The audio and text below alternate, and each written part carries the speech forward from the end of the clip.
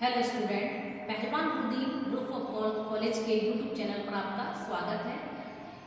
मैं assistant professor साधना नागल, पहलवान लोधी महिला महाविद्यालय से इतिहास विभाग से बीए सेकंड सेमेस्टर मध्यकालीन भारत का इतिहास 1206 से 1757 ईस्वी।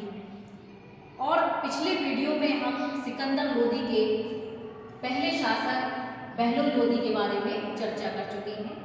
और आइए इस वीडियो में हम लोधी वंश के जो लोधी वंश 1451 से 1526 ईस्वी तक रहा, उसके द्वितीय शासक सिकंदर लोधी के बारे में चर्चा करेंगे। सिकंदर लोधी 1489 ईस्वी से 1517 ईस्वी तक रहा। सिकंदर लोधी बहलोल लोधी की मृत्यु के पश्चात शासक बनता है और वह लोधी वंश का सर्वश्रेष्ठ शासक था। इसका मूल नाम निजाम खां था और वह इसने सिकंदर शाह की उपाधि भी धारण की थी। सिकंदर लोधी का उपनाम गुलरुखी था। इस नाम से वह फारसी में कविताएं लिखा करता था। इसने संगीत की पुस्तक की रचना भी की है। इसने संगीत की पुस्तक जो लिखी है उसे लज्जते सिकंदरी के नाम से जाना जाता है। इसने प्रथम भूमि माप का जो पैमाना है वो भी इसी की देन है। सिकंदर लोधी ने गज ए सिकंदरी के नाम से भूमि माप का प्रथम पैमाना जारी किया। कुशल सैन्य और गुप्तचर प्रणाली का गठन। इसने कुशल सैन्य और गुप्तचर प्रणाली का भी गठन किया और आगरा शहर की स्थापना 1504 ईस्वी में की। इसके बाद सिकंदर लोधी ने आगरा शहर को अपनी राजधानी भी बनाया।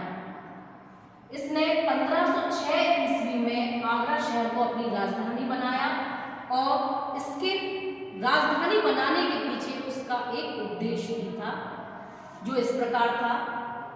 राजस्थान के जो शासक थे उन पर वह अपना अधिकार सुरक्षित करना चाहता था और जो आगरा का जो क्षेत्र था वहां से दिल्ली, उत्तर प्रदेश के जो कुछ क्षेत्र थे वो व्यापारिक मार्ग थे और व्यापारिक मार्गों पर नियंत्रण स्थापित भी करना चाहता था। इसलिए उसने आगरा शहर को अपनी राजधानी बनाया।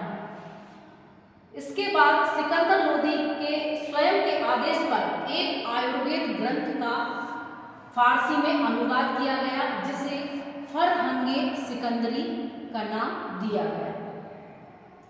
जजिया कर। इसने ब्राह्मणों पर, जो गैर मुसलमान हुआ करते थे, उन पर जजिया कर लगाया जाता था।